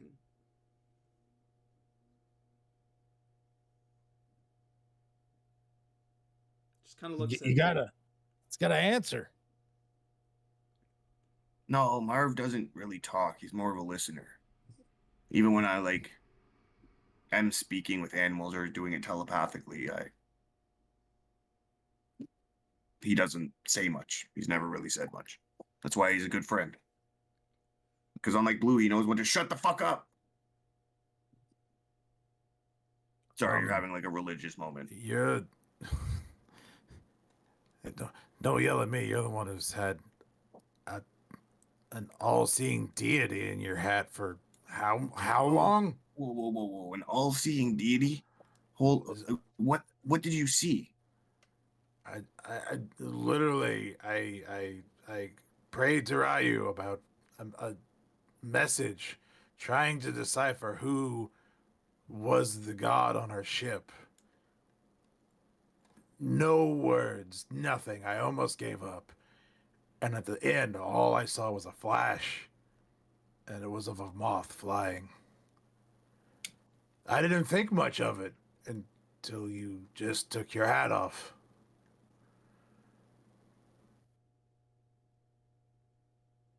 And you're sure it's that moth and not one of the dozen moths in the captain's coat closet. I have a coat closet. The old captain's coat closet. It's hard to tell. I mean,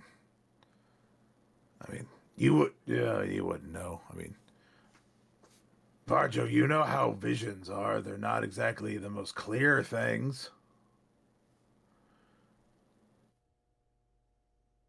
But I know what I saw.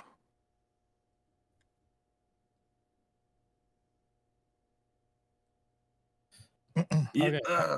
Can I walk up to Varjo and the moth for a second and use my yelling till they understand me ability to see if I can get a response as well? I'll be like, "Are you a god?"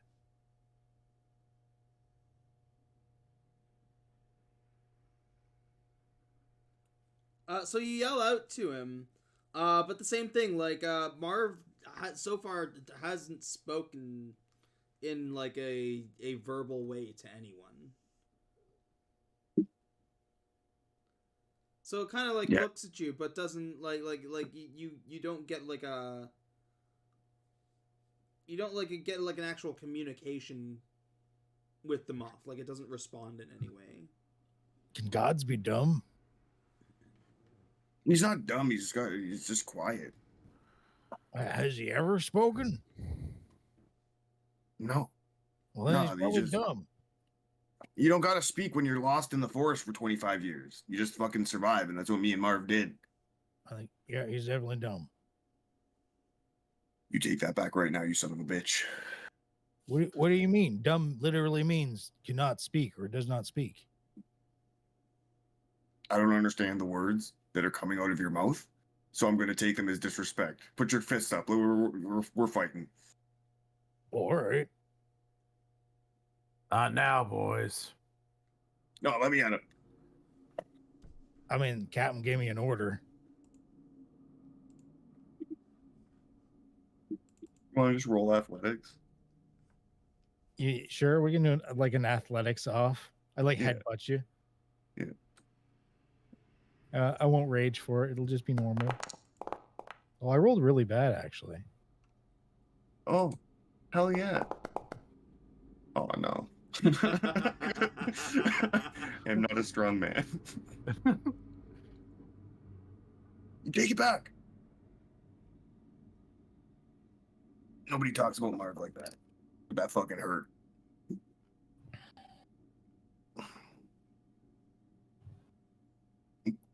Okay. Jiro, Yes, you're a god guy. sort of. Is Yeah. this a god? What do we do with this?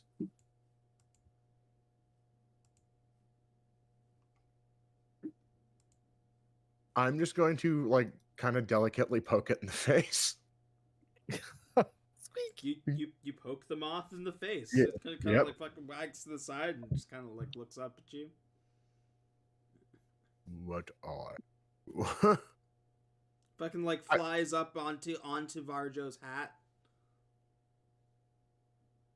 Varjo or Blue, are you sure? Like between you and Gerald and like your various sky daddies, you should be able to tell if this is a god, right? I know what I saw. Did you take those mushrooms again?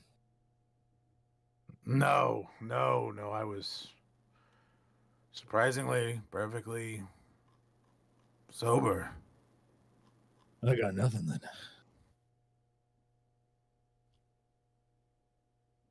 I think we should sacrifice things to Marv.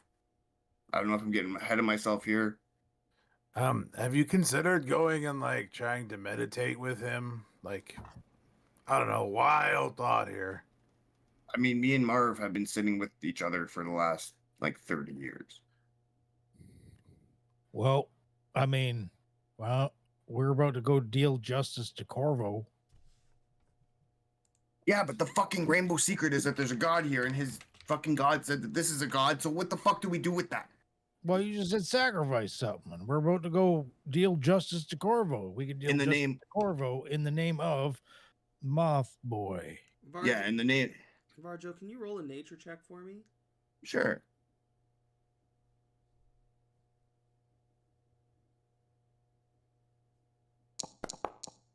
Luck point. Ah, there we go. You have said the words now several times. Marv has been with me for like 25 to 30 years. And it dawns on you as somebody who knows nature and bugs and stuff like that a typical moth lives like a few weeks. I thought it was like magic. Like, I thought it was like. Yeah, I just thought he was badass. Well, I mean, either he's broken or we haven't figured it out yet. We might as well continue doing other shit till we figure it out.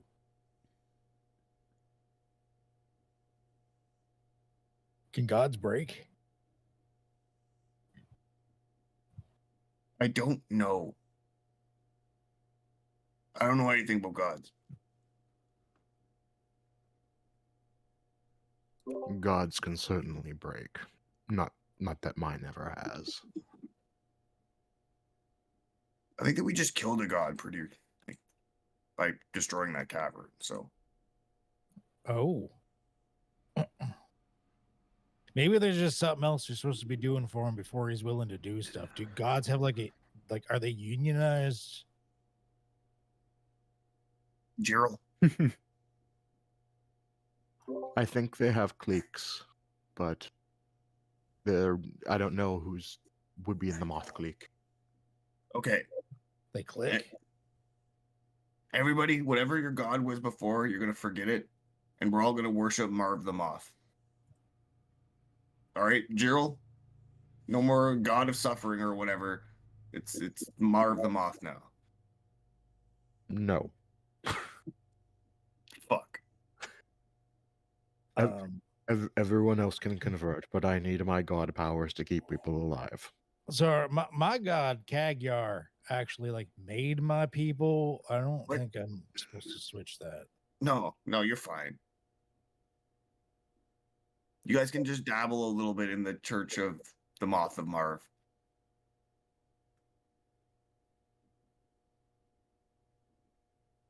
Because, like, that's my first instinct is he needs, like, I don't know, something to activate him.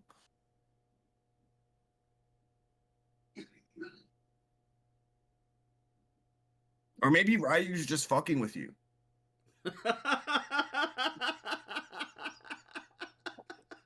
Oh, I don't know. He gave me a vision of a moth.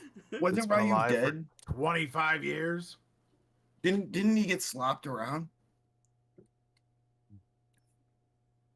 And what are you talking about? There's fucking bone fairies. Bone fairies. You're telling me a moth that can live a long time is so unreal? We talked to mushroom people. Vel, you get triggered by bone fairies.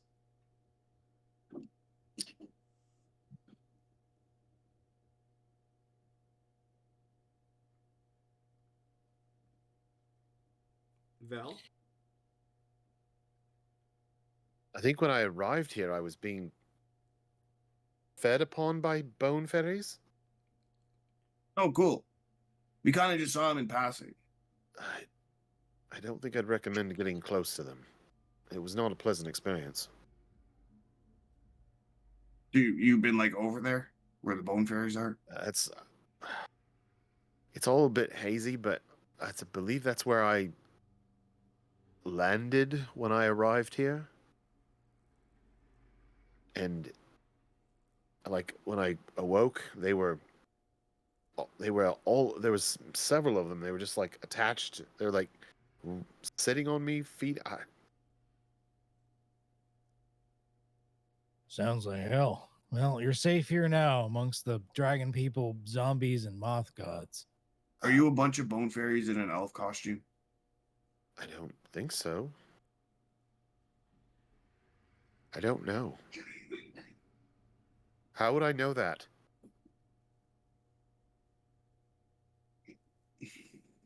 He's having a real moment right now. I don't know, man, but you could be. Considering our group makeup, even if he is, I'm fine. cool with it. It's Really. fine. So, Marv is a god.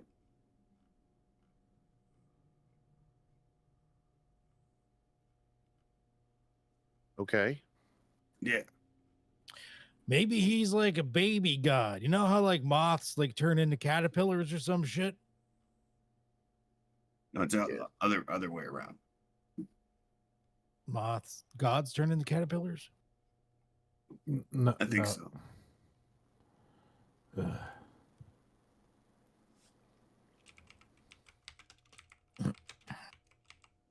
I don't understand how I'm the captain of this ship.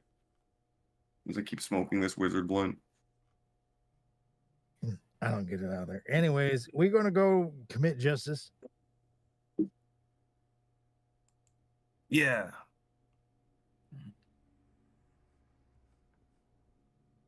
Yeah.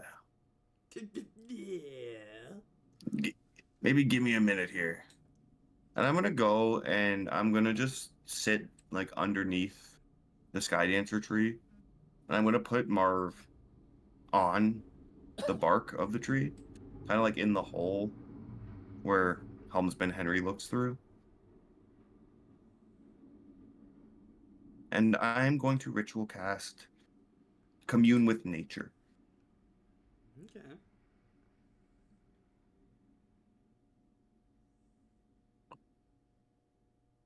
And just kind of like talk with the ship and to try to use the ship in itself combined with Marv and just see if I can get a hint of anything. Wonderful. I'm going to get you to roll a D100.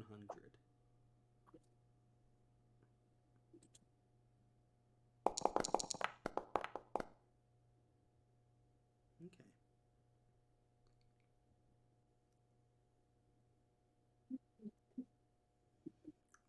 Marv has lived an unnaturally long time. You're not sure if Marv, like, if it is, if this idea and concept that Marv is a god, then things start to click for you, and now with this, this commune with nature are kind of confirmed. Unnaturally long lifespan has survived in your hat when you have been through some of the craziest shit, and like you've been crushed by boulders and shit like that, and Marv has been perfectly fine. So clearly can like take a lot of damage.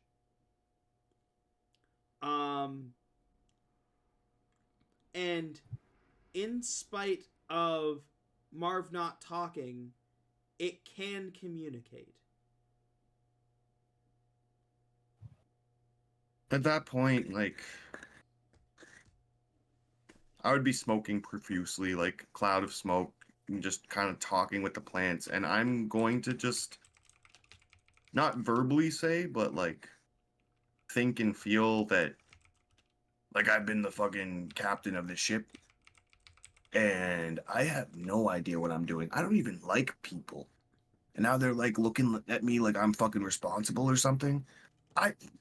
I drop kicked a dude on the street for drugs, and now I'm fucking responsible for Wrath going home? How does that make any fucking sense? I need help.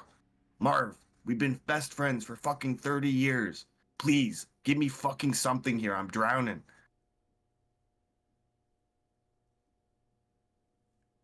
If I come out of this smoke cloud with nothing, these people are gonna look at me like I'm a fucking... like the way they look at me. Give me a second D100 roll. We'll treat it as like an advantage. Okay, 1 second. You're trying to hit a particular threshold. I figured I'm gonna take a toke for luck.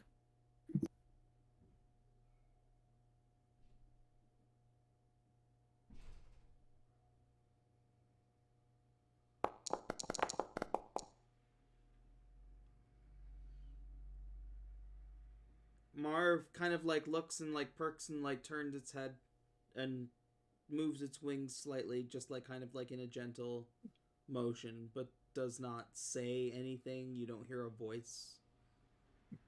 Just kind of like looks at you.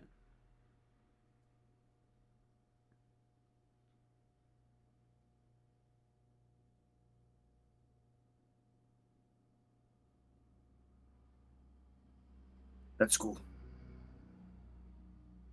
I take him and I put him back in my hat. I walk out of the cloud of smoke and I'm like, let's go kill Corvo. Yes, kill Corvo. I love it. Fucking Uvor with Al like crawls over on all fours real fast to you and like crawls up on top of you like, oh, I'm so happy. I'm so happy. Do you hear that, Al? Daddy's going to take us to kill Corvo.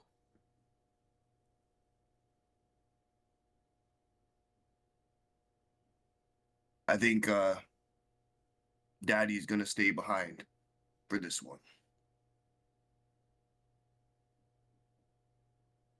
I got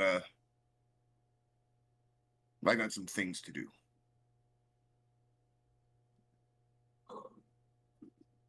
But you can get one of these fucking lazy fuckers to come with you, like fucking Morokai or Cyan.